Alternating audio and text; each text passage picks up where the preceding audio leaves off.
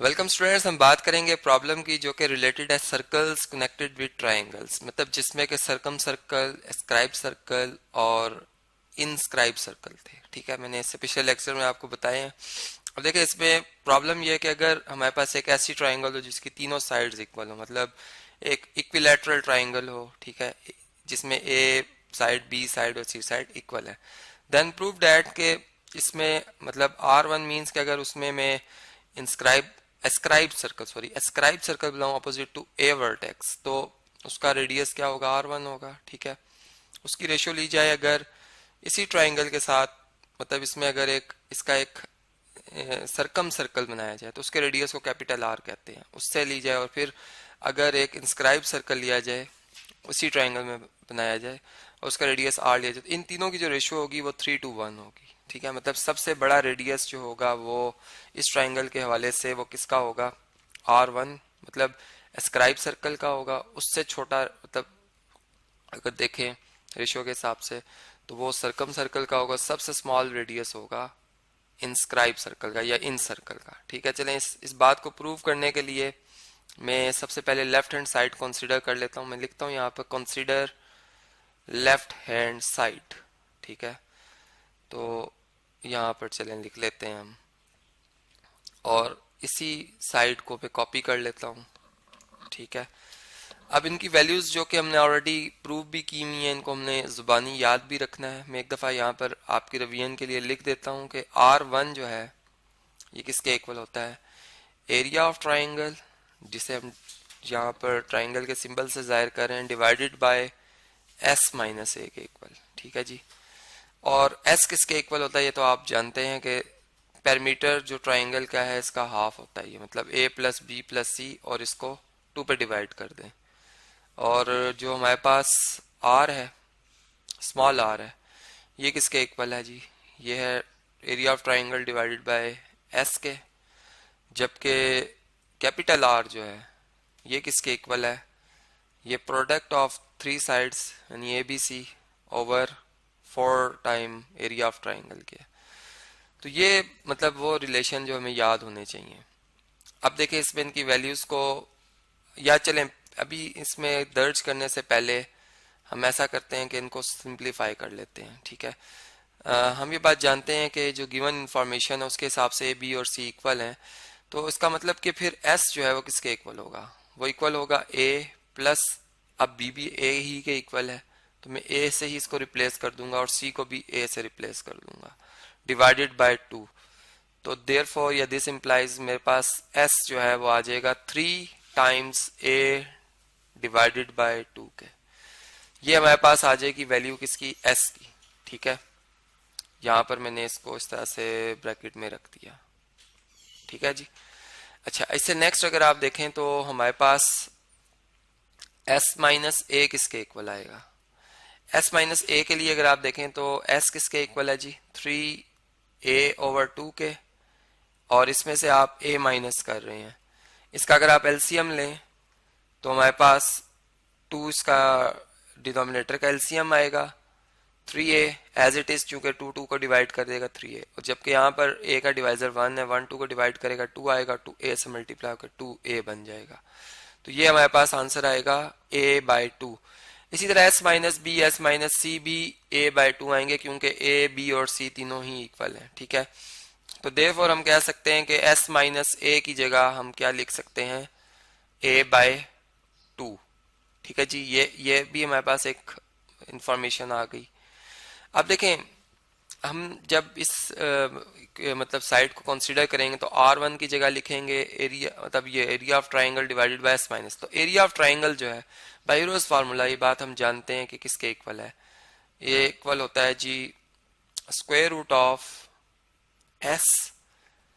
ठीक है, S minus A, S minus B, S minus C. ठीक है, तो S minus B, S minus C ये तीनों ही मतलब आपस में इक्वल हैं, इनकी वैल्यू एक जैसी आएगी क्योंकि ए, बी और सी इक्वल है। तो मैं इसमें अगर ये वैल्यूज दर्ज करूं तो देखें S की जगह तो मैं 3a/2 लिख दूंगा। ठीक है, अब S माइनस ए की जगह क्या आएगा, a/2, फिर a बाई टू ही आएगा और फिर a बाई टू आएगा, क्योंकि s minus B S minus C भी a बाई टू के इक्वल आ जाएंगे। आप इन्हें सिंप्लीफाई करेंगे आपके पास ये आंसर आएगा। ठीक है, तो देखिए हमारे पास इस जो ट्राइंगल है इसके एरिया का जो अगर सिंप्लीफाई किया जाए तो ये 2 2 ज़ा 4 4 2 ज़ा 8 8 2 ज़ा 16 16 का स्क्वायर रूट लें तो ये 4 आता है, जबकि a multiply bye a multiply bye a multiply bye a power 4 इसका स्क्वायर रूट लें तो a पावर 2 आएगी, मतलब a power 2 over 4 multiply by square root 3। ये हमारे पास एरिया ऑफ ट्राइंगल का मतलब ये हमारे पास एक रिलेशन आ जाएगा। ठीक है, अब देखें हमने तकरीबन जो ये वैल्यूज लिखी हैं, अब R1 R और कैपिटल R की वैल्यू अगर मैं अलग अलग निकाल लूं, ठीक है, यहाँ से तो मैं ये कह सकता हूँ कि जो मेरे पास सबसे पहले चले मैं R1 की बात करूं जो कि था area of triangle over S minus A, ये अपनी सिंप्लीफाइड फॉर्म में क्या बनेगा, तो यहाँ पर एरिया ऑफ ट्राइंगल कितना आया जी, a square over 4 multiply by square root 3 divided by, ये चूंकि डिवाइड का सिंबल है, s माइनस ए, और s माइनस ए की वैल्यू है a डिवाइडेड बाय 2। तो इसको अगर हम सिंप्लीफाई करें तो a square multiply by square root 3 divided by 4 multiply by 2 over a आ जाएगा। ठीक है, अब इसमें 2 1 टाइम 2 तो 2 टाइम 4 आ जाएगा। ठीक है, a 1 टाइम 1 a 1, तो ये हमारे पास क्या आंसर आएगा, a under root 3 divided by 2।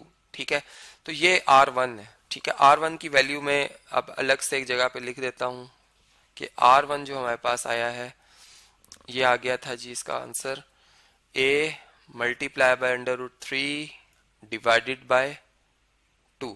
ठीक है, चले अब अगर मैं, चले इस स्क्रीन के इधर हम रख लेते हैं इसे, अगर मैं R की वैल्यू देखूं जो कि डेल मतलब ट्राइंगल का एरिया ओवर S के इक्वल है, तो एरिया ऑफ ट्राइंगल कितना है जी, a square over 4 multiply by under root 3 divided by s, और s की वैल्यू थी 3a ओवर 2।